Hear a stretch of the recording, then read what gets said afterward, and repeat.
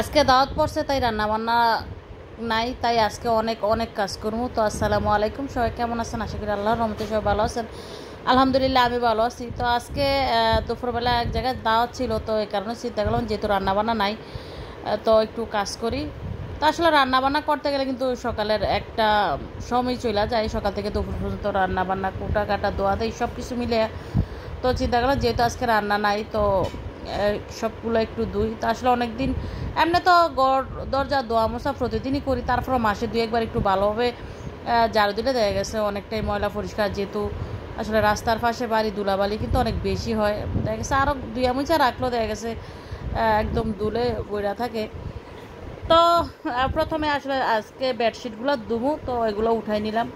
উঠাই কিছু মানে একটু ফার্নিচারগুলো বা সব কিছু একটু মুছা টুছা নিতেছি, কারণ দুর্বালি কিন্তু একদম সব সময় সব কিছু নষ্ট হয়।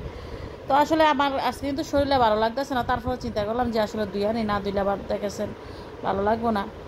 তো এই যে সব কিছু দিয়ে আসলে আগে চাদরগুলা চিন্তা করলাম যে মানে ভিজাই নেই, তো গরম পানি করছিলাম।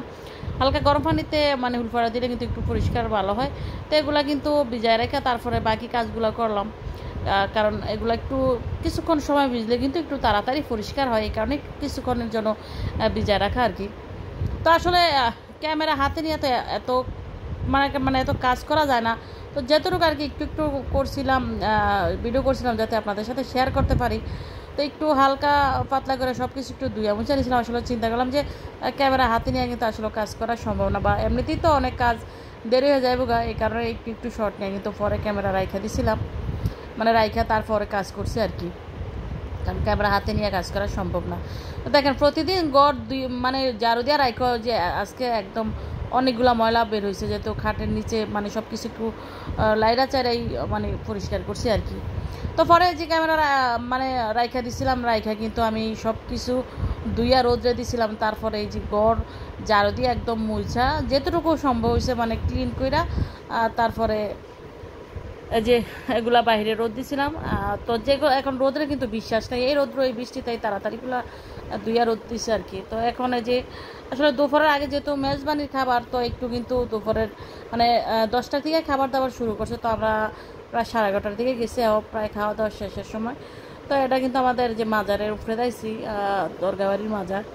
তো যে আয়সায় কিন্তু আসলে যেহেতু আমরা একদম শেষ সময় আসছি, আয়সায় কিন্তু আমরা সাথে সাথে খাওয়া দাওয়া করতে বসছি আর কি। তো এই যে আমাদের ফয়সাল ভাই আসলে একদম সারা রাত সারাদিন কাজ করতে করতে একদম হয়রান হয়ে গেছে।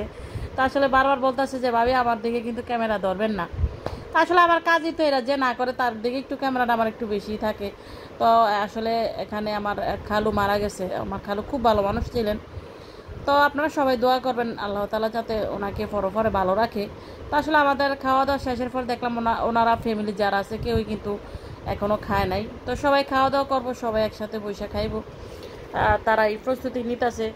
আর এমনিতে সব মেহমান খাওয়া শেষ। তো আবার কিন্তু মানে রান্নাটা এত ভালো হয়েছিল, মাংস ডাল তারপরে যে ফিরনিটা মিষ্টি জিনিস আমি খাওয়ার পরে তেমন একটা খাই না, তবে এত মজা হয়েছিল যে একটু না খাইলেই নয়তো একটু খাইছিলাম। আর ওনারা শেষমেশ কিন্তু যে সবাই একসাথে বসছে। আসলে আমাদের এলাকার যারা আছে তারা ওনাদেরকে সবাই চিনবেন, যেহেতু আমাদের একই এলাকা, আমাদের কাছাকাছি বাড়ি আর কি।